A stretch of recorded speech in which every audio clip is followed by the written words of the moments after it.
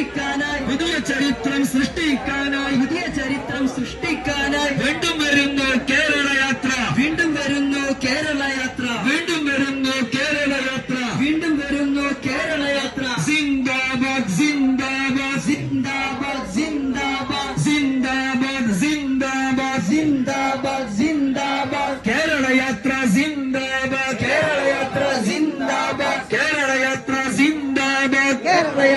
സിന്ദാബാദ് മുസ്ലിം ജമാഅത്ത് സിന്ദാബാദ്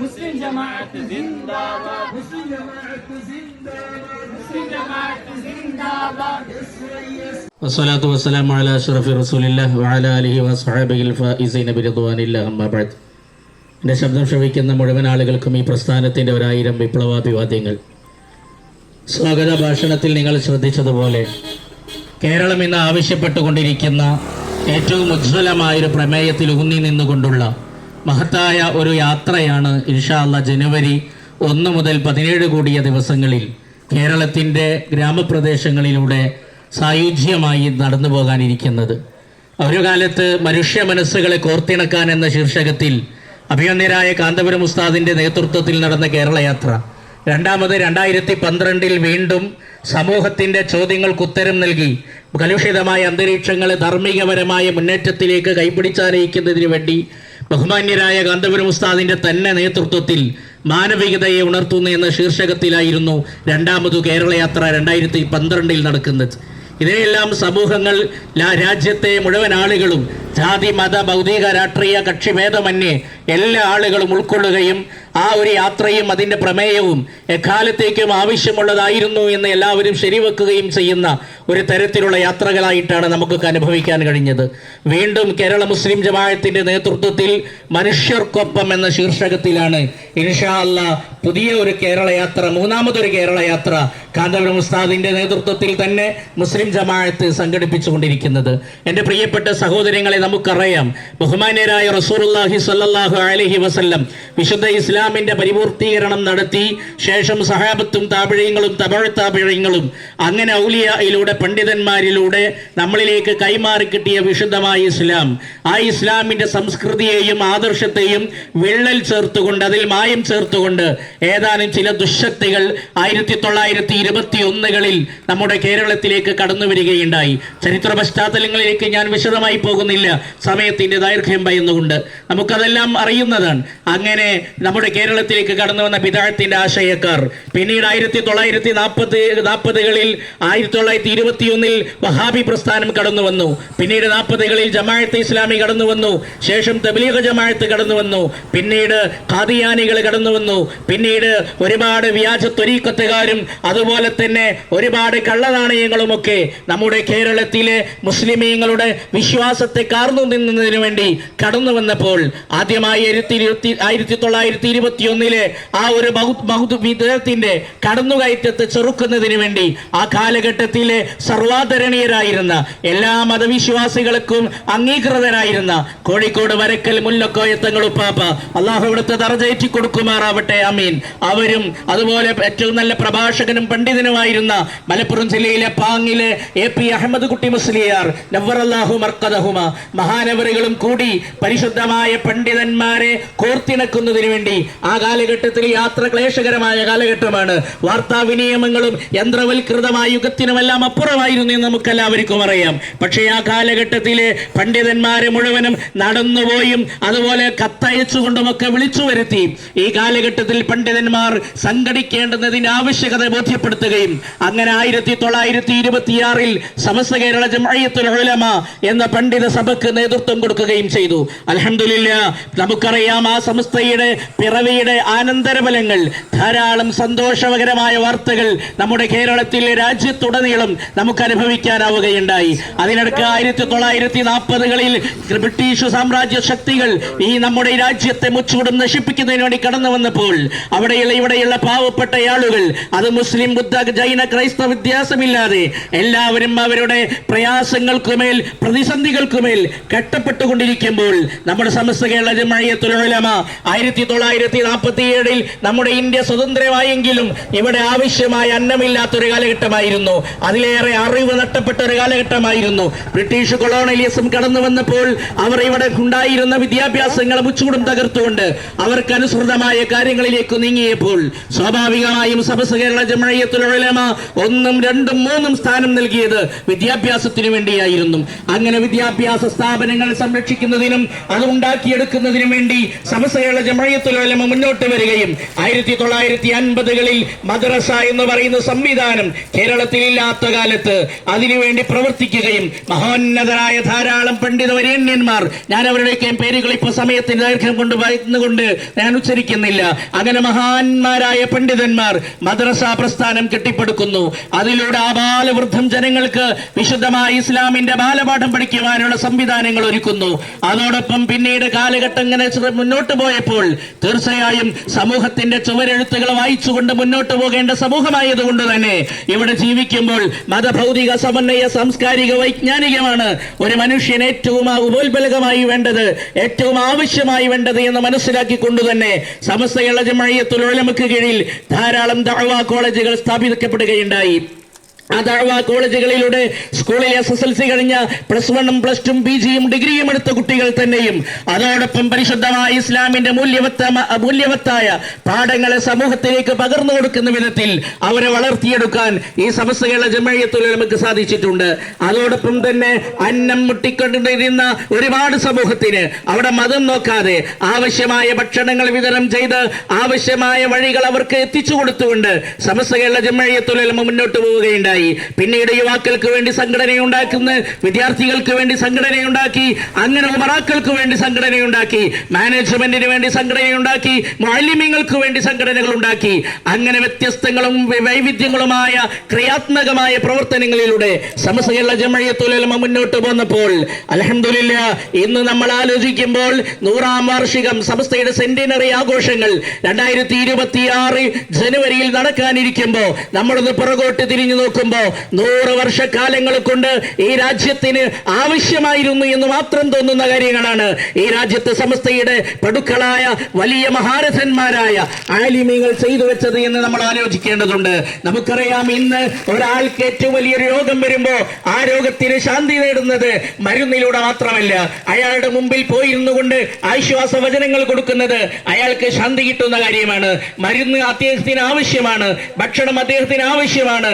ഈ ഭാഗത്തേക്ക് SYS-ലൂടെ സമസ്ത കേരള ജംഇയ്യത്തുൽ ഉലമ മുന്നോട്ട് പോയപ്പോൾ നമ്മുടെ മഞ്ചേരി മെഡിക്കൽ കോളേജിലടക്കം, കോഴിക്കോട് മെഡിക്കൽ കോളേജിലടക്കം, അതുപോലെ തന്നെ കണ്ണൂർ പരിയാരം മെഡിക്കൽ കോളേജിലടക്കം ധാരാളമായി ഓക്സിജൻ പ്ലാന്റുകളും അതുപോലെ തന്നെ നമ്മുടെ സാന്ത്വനം വളണ്ടിയർ ടീം അംഗങ്ങളും അങ്ങനെ ഒരുപാട് അവർക്ക് ആവശ്യമായ സാന്ത്വന ഉപകരണങ്ങളും കൊടുത്തുകൊണ്ട് ഈ രാജ്യത്തിന്റെ നെറുകയിലേക്ക് ഈ പ്രസ്ഥാനം സമൂഹത്തെ കൊണ്ടുവരികയായിരുന്നു.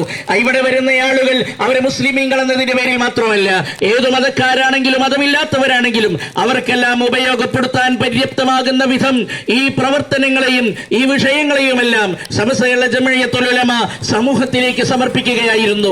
ഏതാനും വർഷങ്ങൾക്ക് മുമ്പാണ് നമ്മുടെ മലപ്പുറം കോട്ടപ്പടിയിലെ ബ്ലോക്ക് ഹോസ്പിറ്റലിലും മാനന്തവാടിയിലെ ഹോസ്പിറ്റലിലും ഗൾഫിലെ നമ്മുടെ ICF എന്ന് പറയുന്ന ആ ഘടകത്തിന്റെ കീഴിൽ ഓക്സിജൻ പ്ലാന്റ് നിർമ്മിക്കുകയുണ്ടായി. കേരള സർക്കാരിന്റെ ഏറ്റവും പ്രധാനപ്പെട്ട വ്യക്തികളെ മുന്നിലിരുത്തിക്കൊണ്ടാണ് കാന്തപുരം ഉസ്താദ് ഇതിന്റെയൊക്കെ നിർമ്മാണം പൂർത്തീകരിച്ചുകൊണ്ട് സമൂഹത്തിലേക്ക് കൊടുത്തതെങ്കിൽ എന്റെ പ്രിയപ്പെട്ട സഹോദരങ്ങളെ, ഇതൊരു സർക്കാരിന്റെ, ഒരു കേന്ദ്രത്തിന്റെയോ കേരളത്തിന്റെയോ സർക്കാരുകളുടെ സംവിധാനമല്ല, മറിച്ച് പണ്ഡിതന്മാരാൽ രൂപീകൃതമായ മഹത്തായ ഒരു സംഘടനയുടെ ഏറ്റവും വലിയ സംഭാവനകളാണ് രാജ്യത്തുടനീളം ഇന്ന് വളർന്നു പന്തലിച്ചിരിക്കുന്നത് എന്ന് നമ്മൾ ആലോചിക്കുമ്പോഴാണ് നമ്മൾ ഈ പണ്ഡിതന്മാരുടെയൊക്കെ ഏറ്റവും വലിയ ദീർഘദൃഷ്ടി എത്രയായിരുന്നു എന്ന് നമ്മൾ ആലോചിക്കേണ്ടത്.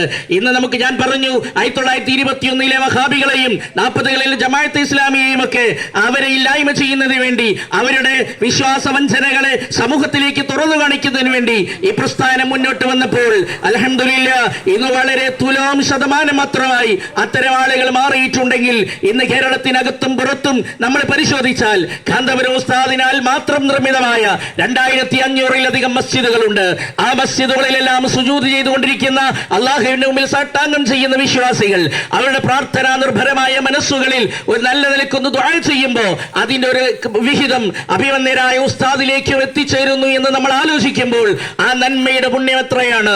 അതുപോലെ തന്നെ ദാഹജലത്തിന് വേണ്ടി കെഞ്ചിക്കൊണ്ടിരുന്ന ആളുകൾ ആസാമിലും ബംഗാളിലും ഹരിയാനയിലും ത്രിപുരയിലും അടക്കം അതുപോലെ നമ്മുടെ കേരളത്തിലും അനേകം ഇടങ്ങളിൽ കുടിവെള്ള പദ്ധതികൾ മർക്കസിന്റെ കീഴിൽ സമസ്തയ്ക്ക് കീഴിൽ നിർമ്മിച്ചു നൽകിയപ്പോൾ അവരെല്ലാം ഇന്ന് ആശ്വാസത്തിലാണ്. അതുപോലെ തന്നെ വീടില്ലാത്തതിന്റെ പേരിൽ ഇബാദത്ത് ചെയ്യാൻ ഒരു ചെറിയ നിസ്കാര പള്ളി ഇല്ലാത്തതിന്റെ പേരിൽ, അതുപോലെ ബാലപാഠം പഠിക്കുവാൻ ഒരു ചെറിയ ഷെഡില്ലാത്തതിന്റെ പേരിൽ, അങ്ങനെ ഒത്തിരി കാര്യങ്ങൾക്ക് വേണ്ടി കഷ്ടപ്പെട്ട ആളുകൾക്ക് മുമ്പിലേക്ക് ഈ മഹത്തായ പ്രസ്ഥാനത്തിന്റെ കീഴിൽ പ്രവർത്തനങ്ങളുമായി കടന്നു വന്നപ്പോൾ അൽഹംദുലില്ലാഹ് ഇത് വലിയ വിപ്ലവങ്ങളാണ് നമുക്ക് കാണാൻ കഴിയുന്നത്. ഞാൻ ദീർഘിപ്പിക്കുന്നില്ല. അതുകൊണ്ട് അഭിവന്യരായ കാന്തപുരം ഉസ്താദിന്റെ നേതൃത്വത്തിൽ വീണ്ടും മനുഷ്യർക്കൊപ്പം എന്ന ശീർഷകത്തിൽ ഈ കേരള യാത്ര നടത്തുമ്പോൾ നമുക്കറിയാം വളരെയധികം കലുഷിതമായി കൊണ്ടിരിക്കുന്ന ഒരു അന്തരീക്ഷമാണ്. നേരത്തെ ഇവിടെ നമ്മൾ കേട്ടതുപോലെ കഴിഞ്ഞ കേരള യാത്രകളിൽ നമ്മുടെ കേരളത്തിലെ സാംസ്കാരിക കേരളത്തിലെ രാഷ്ട്രീയ കേരളത്തിലെ മുഴുവൻ ആളുകളും ഉസ്താദിനെ അഭിനന്ദിക്കുകയും എല്ലാവരെയും ഒരേ വേദിയിൽ ഇരുത്താൻ ഉസ്താദിന് മാത്രമേ സാധിക്കൂ എന്ന് അവരെ കൊണ്ട് പറയിപ്പിക്കുകയും ചെയ്യുന്നത് കേൾക്കാൻ നമുക്ക് സാധ്യമായിരുന്നുവെങ്കിൽ എന്റെ പ്രിയപ്പെട്ട സഹോദരങ്ങളെ, ഇപ്പോൾ വീണ്ടും തീവ്രവാദത്തിന്റെ ഭീകരവാദത്തിന്റെ അതുപോലെ തന്നെ പല വിവാദങ്ങളുടെയും ഒരു ഇടമായി നമ്മുടെ കേരളം മാറിയിട്ടുണ്ടെങ്കിൽ മനുഷ്യർക്കൊപ്പം നിന്നുകൊണ്ട് അവരുടെ വേദനകൾ അറിയണം, അവരുടെ പോരായ്മകൾ അറിയണം, അവർക്ക് ആവശ്യമായ കാര്യങ്ങൾ ചെയ്തു കൊടുക്കണം.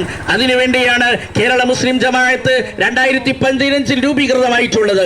10 വർഷത്തെ മുസ്ലിം ജമാഅത്തിന്റെ പ്രവർത്തനങ്ങൾ കൊണ്ട് തന്നെ അൽഹംദുലില്ലാഹ് ദുരിതമനുഭവിച്ച കവളപ്പാറയിലും അതുപോലെ തന്നെ ധാരാളം ഇടങ്ങളിൽ നമുക്കറിയാം പ്രളയം കൊണ്ട് മനുഷ്യർ പൊറുതുമുട്ടിയപ്പോ ധാരാളം ജീവനുകൾ അപഹരിക്കപ്പെട്ടപ്പോ അവിടേക്കെല്ലാം മുസ്ലിം ജമാഅത്തിന്റെ കീഴിൽ SYSന്റെ കീഴിൽ കാന്തപുരം ഉസ്താദിന്റെ കീഴിൽ കടന്നു ചെന്ന് ധാരാളം ആളുകൾ അവർക്ക് ആവശ്യമായ ട്രീറ്റ്മെന്റുകൾ സൗജന്യമായി നൽകിയിട്ടുണ്ട്, ഭക്ഷണ കിറ്റുകൾ കൊടുത്തിട്ടുണ്ട്, സംഭാവനകൾ നൽകിയിട്ടുണ്ട്. ഇതൊന്നും മറ്റു സർക്കാരുകളുടെ സംവിധാനങ്ങളിൽ നിന്ന് കിട്ടിയതല്ല. അതുപോലെ തന്നെ നേരത്തെ ഞാൻ സൂചിപ്പിച്ചു 10,000-കണക്കിന് മദ്രസകൾ അൽഹംദുലില്ലാഹ് ഈ പ്രസ്ഥാനത്തിന്റെ കീഴിൽ ഇന്ന് പ്രവർത്തിച്ചു കൊണ്ടിരിക്കുന്നുണ്ടെങ്കിൽ അതിനൊന്നും സർക്കാരിന്റെ ഗ്രാന്റ് ഇല്ല. ഒരിടത്തും സർക്കാർ മുഅല്ലിമീങ്ങൾക്ക് ശമ്പളം കൊടുക്കുന്നില്ല. പകരമെല്ലാം അതാതു നാട്ടിലെ പാവപ്പെട്ട മുസ്ലിമീങ്ങൾ എടുത്തു നൽകുന്ന സംഭാവനകളുടെ വിഹിതങ്ങളാണ് ഇതിനെല്ലാം പ്രേരകമാകുന്നതെങ്കിൽ, ഇതിനെല്ലാം പ്രചോദനം നൽകിയ മഹത്തായ ഒരു പ്രസ്ഥാനമാണ് സമസ്ത ജംഇയ്യത്തുൽ ഉലമ. അതിന്റെ ഇന്ന് ജീവിച്ചിരിക്കുന്ന ഏറ്റവും തലക്കനമുള്ള പഴക്കമുള്ള പണ്ഡിത വര്യന്യരാണ് അഭിവന്യരായ ഗുരുവര്യർ സുൽത്താനുൽ ഉലമ കാന്തപുരം ഉസ്താദ്. അല്ലാഹു അവിടത്തേക്ക് ആഫിയത്തുള്ള ദീർഘായുസ്സ് നൽകുമാറാവട്ടെ, ആമീൻ. അതുകൊണ്ട് ഇൻഷാ അല്ലാഹ് ഉസ്താദിന്റെ നേതൃത്വത്തിൽ ഇനിയും ഒരു കേരള യാത്ര വരുമ്പോൾ ഈ സമൂഹം അത് കാത്തിരിക്കുകയാണ്, സമൂഹം അതിനെ പ്രതീക്ഷിക്കുകയാണ്. പുതിയ തലമുറയിലേക്ക് ഒരു പക്ഷേ സുപരിചിതമല്ലാത്ത യാത്ര ഒന്നുകൂടി കടന്നു വരുമ്പോൾ ഈ ന്യൂ ജനറേഷന് മുഴുവനും ആസ്വദിക്കുവാനും അനുഭവിക്കുവാനും ഉസ്താദിൽ നിന്ന് ധാരാളം കേൾക്കുവാനും വേണ്ടി സാംസ്കാരിക കേരളം കാത്തിരിക്കുമ്പോൾ ഇൻഷാ അല്ലാഹ് ഈ യാത്രയുടെ പ്രചരണാർത്ഥം മലപ്പുറം ഈസ്റ്റ് ജില്ലയിൽ പ്രത്യേകമായ ഉപയാത്രകൾ നടക്കുന്നുണ്ട്. ഈ വരുന്ന ഡിസംബർ 27-ന് മഞ്ചേരിയിൽ അതിന്റെ സ്വീകരണം നടക്കുമ്പോൾ നമ്മൾ അതിലുണ്ടാകണം. അതോടൊപ്പം ജനുവരി 1-ന് കാസർഗോഡ് നിന്ന് ആരംഭിച്ച് 7-ാം തീയതി ജനുവരി 7-ന് അരീക്കോട് സ്റ്റേഡിയത്തിൽ വെച്ച് മലപ്പുറം ഈസ്റ്റ് ജില്ലയിലെ മുഴുവൻ അംഗങ്ങളും ഉൾക്കൊള്ളുന്ന ഉസ്താദിന്റെ നേതൃത്വത്തിലുള്ള യാത്രയുടെ സ്വീകരണമുണ്ട്. അത് കഴിഞ്ഞ് 17-ാം തീയതി തിരുവനന്തപുരത്ത് സമാപിക്കുന്നു. എല്ലാറ്റിലും അതിൻ്റെതായ ഇടങ്ങളിൽ ഭാഗമാകാൻ നമ്മളെല്ലാവരും ഉണ്ടാകണമെന്ന് ഈ സമയത്ത് ഓർമ്മപ്പെടുത്തി ഇൻഷാ അല്ലാഹ് അതിനുശേഷം ഈ ജനുവരിക്ക് ശേഷം നമ്മുടെ സമസ്തയുടെ 100-ാം വാർഷിക വ്യത്യസ്തങ്ങളായ സമ്മേളനങ്ങളുടെ സമാപനവും വരാനിരിക്കുന്നുണ്ട്.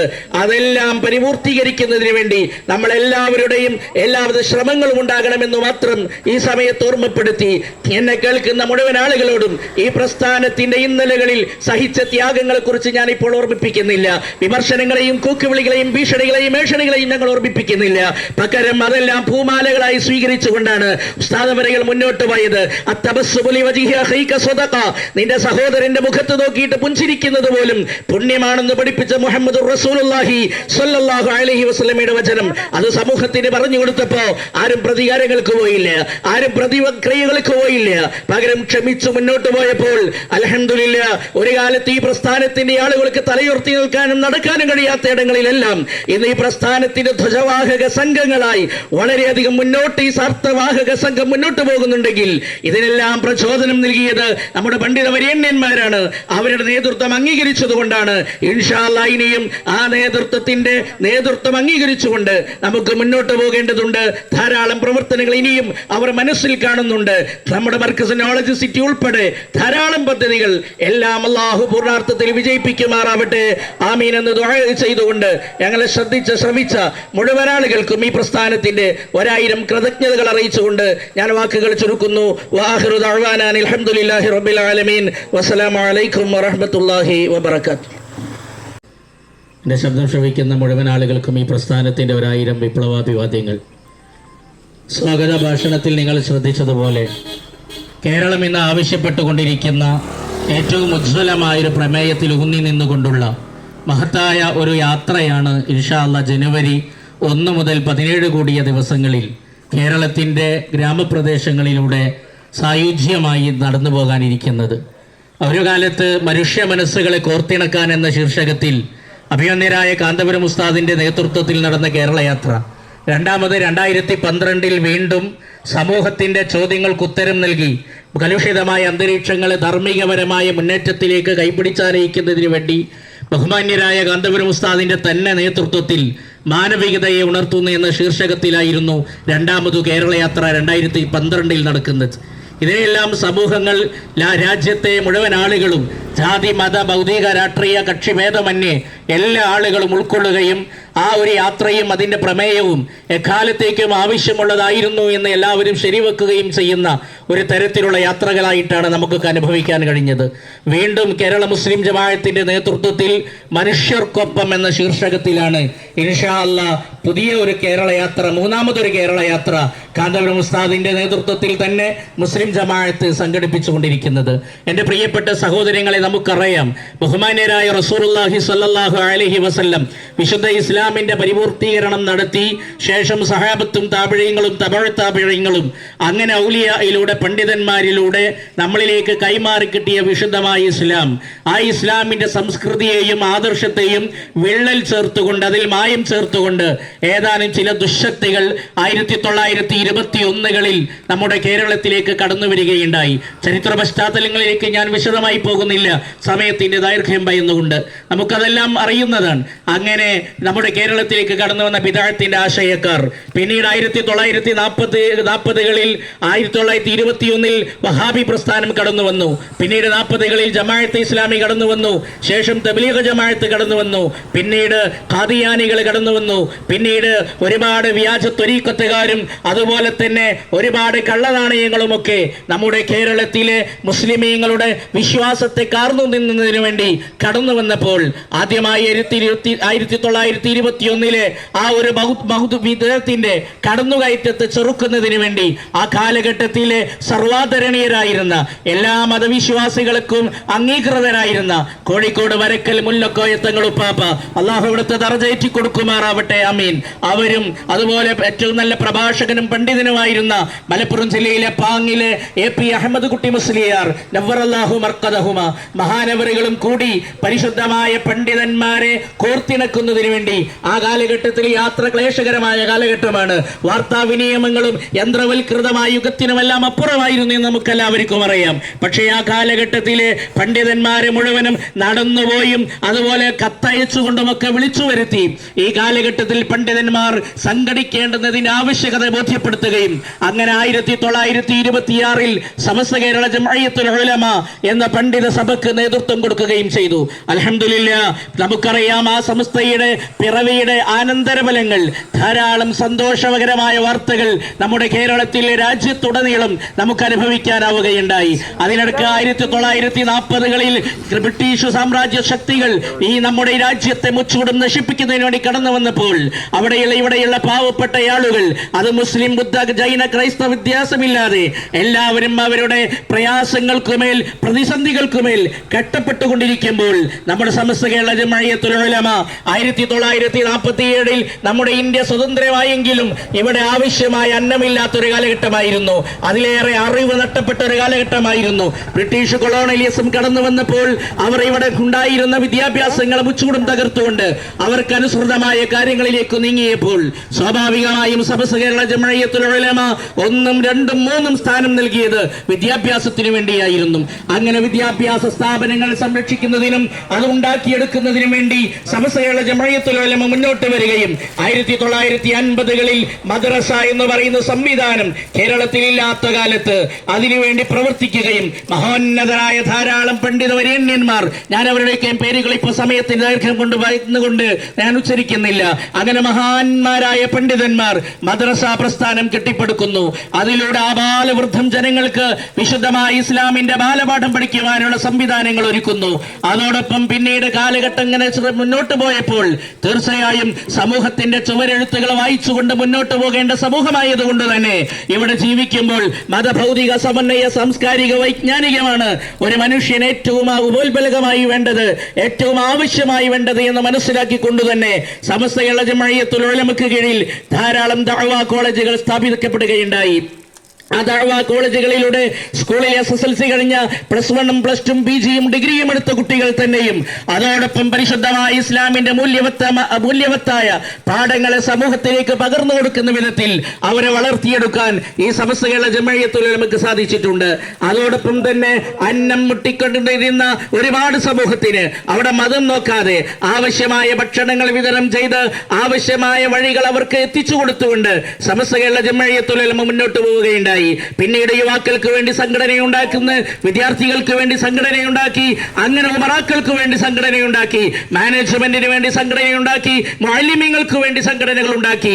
അങ്ങനെ വ്യത്യസ്തങ്ങളും വൈവിധ്യങ്ങളുമായ ക്രിയാത്മകമായ പ്രവർത്തനങ്ങളിലൂടെ സമസ്ത കേരള ജംഇയ്യത്തുൽ ഉലമ മുന്നോട്ട് പോന്നപ്പോൾ അൽഹംദുലില്ലാഹ് ഇന്ന് നമ്മൾ ആലോചിക്കുമ്പോൾ 100ാം വാർഷികം സമസ്തയുടെ സെന്റിനറി ആഘോഷങ്ങൾ 2026 ജനുവരിയിൽ നടക്കാനിരിക്കുമ്പോൾ നമ്മളൊന്ന് പുറകോട്ട് തിരിഞ്ഞു നോക്കുമ്പോൾ 100 വർഷക്കാലങ്ങൾ കൊണ്ട് ഈ രാജ്യത്തിന് ആവശ്യമായിരുന്നു എന്ന് മാത്രം തോന്നുന്ന കാര്യങ്ങളാണ് ഈ രാജ്യത്ത് സമസ്തയുടെ പടുക്കളായ വലിയ മഹാരഥന്മാരായ ആലിമീങ്ങൾ ചെയ്തു വെച്ചത് എന്ന് നമ്മൾ ആലോചിക്കേണ്ടതുണ്ട്. നമുക്കറിയാം, ഇന്ന് ഒരാൾക്ക് ഏറ്റവും വലിയൊരു രോഗം വരുമ്പോ ആ രോഗത്തിന് ശാന്തി നേടുന്നത് മരുന്നിലൂടെ മാത്രമല്ല, അയാളുടെ മുമ്പിൽ പോയിരുന്നു കൊണ്ട് ആശ്വാസ വചനങ്ങൾ കൊടുക്കുന്നത് അയാൾക്ക് ശാന്തി കിട്ടുന്ന കാര്യമാണ്. മരുന്ന് അദ്ദേഹത്തിന് ആവശ്യമാണ്, ഭക്ഷണം അദ്ദേഹത്തിന് ആവശ്യമാണ്. ഈ ഭാഗത്തേക്ക് SYS-ലൂടെ സമസ്ത കേരള ജംഇയ്യത്തുൽ ഉലമ മുന്നോട്ട് പോയപ്പോൾ നമ്മുടെ മഞ്ചേരി മെഡിക്കൽ കോളേജിലടക്കം, കോഴിക്കോട് മെഡിക്കൽ കോളേജിലടക്കം, അതുപോലെ തന്നെ കണ്ണൂർ പരിയാരം മെഡിക്കൽ കോളേജിലടക്കം ധാരാളമായി ഓക്സിജൻ പ്ലാന്റുകളും അതുപോലെ തന്നെ നമ്മുടെ സാന്ത്വനം വളണ്ടിയർ ടീം അംഗങ്ങളും അങ്ങനെ ഒരുപാട് അവർക്ക് ആവശ്യമായ സാന്ത്വന ഉപകരണങ്ങളും കൊടുത്തുകൊണ്ട് ഈ രാജ്യത്തിന്റെ നെറുകയിലേക്ക് ഈ പ്രസ്ഥാനം സമൂഹത്തെ കൊണ്ടുവരികയായിരുന്നു. ഇവിടെ വരുന്ന ആളുകൾ അവരെ മുസ്ലിമീങ്ങൾ എന്നതിന്റെ പേരിൽ മാത്രമല്ല, ഏതു മതക്കാരാണെങ്കിലും മതമില്ലാത്തവരാണെങ്കിലും അവർക്കെല്ലാം ഉപയോഗപ്പെടുത്താൻ പര്യാപ്തമാകുന്ന വിധം ഈ പ്രവർത്തനങ്ങളെയും ഈ വിഷയങ്ങളെയുമെല്ലാം സമസ്ത കേരള ജംഇയ്യത്തുൽ ഉലമ സമൂഹത്തിലേക്ക് സമർപ്പിക്കുകയായിരുന്നു.